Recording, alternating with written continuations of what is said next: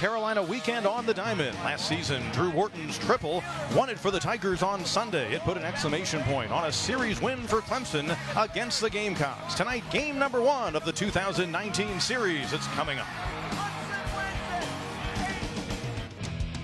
It's the ACC on ESPN. Tonight, the Palmetto Series takes center stage. South Carolina and Clemson bring 7-1 records into the start of their weekend set here at Doug Kingsmore Stadium.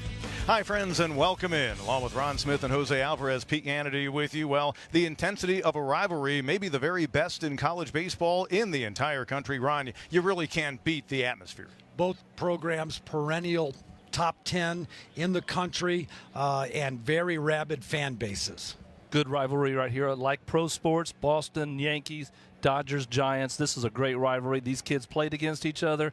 They know each other. They all want to win. Each team has shown some pop so far in the early going, maybe surprising some of their fans, both of its 17 home runs. Take a look at a couple of the top power hitters on either side so far in this 2019 campaign. Jacob Olson plays third base for South Carolina.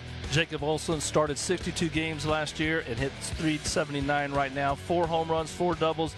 The kid can play. He's driving in runs. You're going to see some action out of this player. And Bryce Teodosio, the center fielder for Clemson, off to a great start to his sophomore campaign. After struggling with some injuries as a freshman, he has really stepped up this year, hitting .393, 3 home runs, 4 or 5 stolen bases, really good slugging percentage, and he can go get the ball in center field, Pete. Turned out to be a beautiful night for baseball here at Doug Kingsmore after we had a raining day. We'll touch on that a little bit more as we continue this evening. Gamecocks starting lineup. Noah Campbell off a back injury, back in the lineup at second base. The switch hitter leads things off. Brady Allen, the left fielder, followed by T.J. Hopkins. Luke Berryhill, their new catcher. He's their top RBI man so far. He bats cleanup, and the Gamecocks rounding it out with Olson, Perez, Eister, Cullen, and Nick Neville, their shortstop. Tigers in the outfield, left to right. Kier Meredith, back from illness, gets the start. Out in left, Teodosio and Green round out the outfield. Hall, Davidson, Jordan Green, and Grayson Bird around the infield. Kyle Wilkie behind the plate. Brooks Crawford, last year's Saturday starter who faced this Gamecock team at Fluor Field. Well, he's now the Friday guy. And Jose, he gets South Carolina in the very first game between these two in 2019. Great leadership out of Brooks. And I think what Coach Lee's looking for him to do is get the Tigers off to a good start in this series. He's given up just more hits than innings pitched, Coach, but he hasn't walked anybody, and that's a big difference right there. He fills up the strike zone. It's really important for him to keep his fastball down and have the ability to throw his slider and a changeup for strikes because he does not have overpowering stuff. Crawford faced the Gamecocks at Fluor Field, didn't factor in the decision, lasted 4 2/3, allowed 3 hits and an earned run, walked 3 and struck out 3. Well, the walks, the real key number for him so far. In his first 2 starts, 10 innings of work. He is yet to walk a batter, and the first pitch of the night is a strike delivered to Noah Campbell, the sophomore, a preseason second-team All-America out of Durham, North Carolina. Well, Brooks is pounding the fastball right away, goes in there, and that's what they want to see out of him. The other way, and it's going to get past the third baseman for the Tigers, Hall.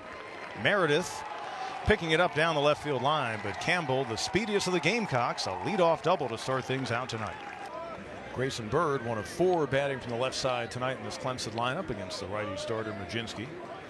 0 for 6 with a run scored in the series a year ago. Comes off a 2 for 3 performance in the Tigers' rout of ETSU on Tuesday, and he hits that one to right center field on his horse, and watching that one head out of here is the center fielder Hopkins, and Grayson Bird delivers a 2-run blast in the first, his second homer of the year, and the Tigers have the early advantage.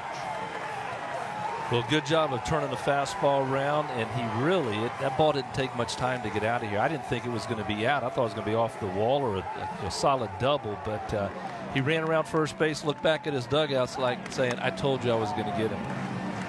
Wanted to get that collar out of the way from last year, and he did it in a big way. I think one of the things I love is foot's down, nice and solid there. Great swing path. If we can get back, you see that swing path, kind of a really short arc. Great view there, but I think that's one of the reasons you got 2 veteran players in Burden and Logan Davidson. You move them up in the lineup a little bit, give them a little bigger role, and Bird obviously came through in a big way here. Sometimes he's got to get settled into a comfortable, and I don't know if the game and the rivalry is impacting a little bit of maybe a little more aggressiveness than what he needs to be. And that typically, in talking with Coach Kingston and is also his pitching coach, is that's what they have to do with their pitchers. A lot of them are trying to do more than they have to do.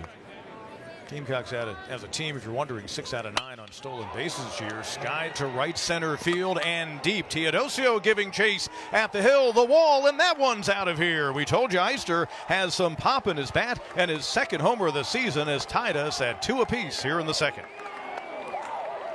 Well, again, it's not so much the home run, it's what happened before. Leadoff walk on both guys and 2-run homers, and we've got this game tied. And the Gamecocks, a team that has not been running too freely in the early going.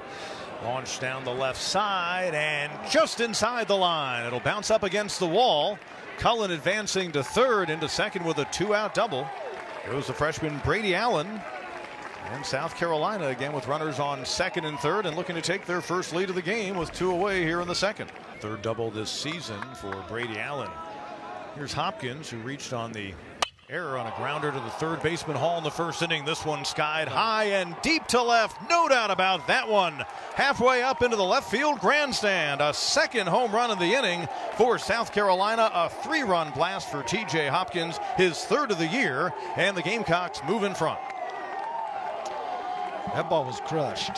Well, it's obvious that Brooks is not as sharp as he has been in the first couple of outings, and that happens. And if you want to see this happen earlier in the year than later, obviously, but again, another fastball pitch up in the zone. The Tigers make it a big inning by making sure you're disciplined at the plate. 3-2 pitch. Meredith goes in the air to left.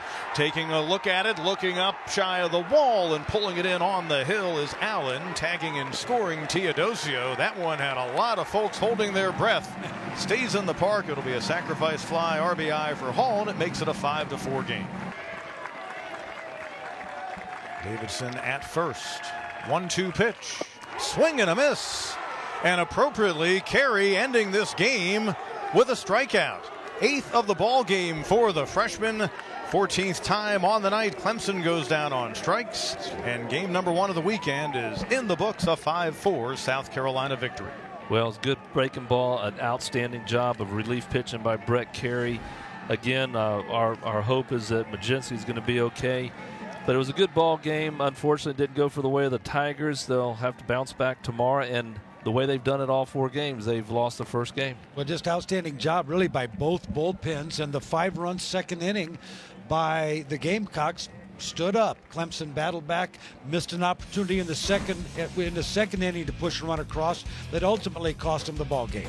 5-9-2 for the Gamecocks. 4-11-1 for the Tigers. The 2-run blast in that second inning by Andrew Eister in his first at bat in the rivalry series. A 3-run blast by Hopkins providing the offense for South Carolina, and big time work by the bullpen of the Gamecocks as they get a win for Wesley Sweat. On behalf of Ron Smith and Jose Alvarez, Pete Hannity saying so long. This has been a presentation of ESPN.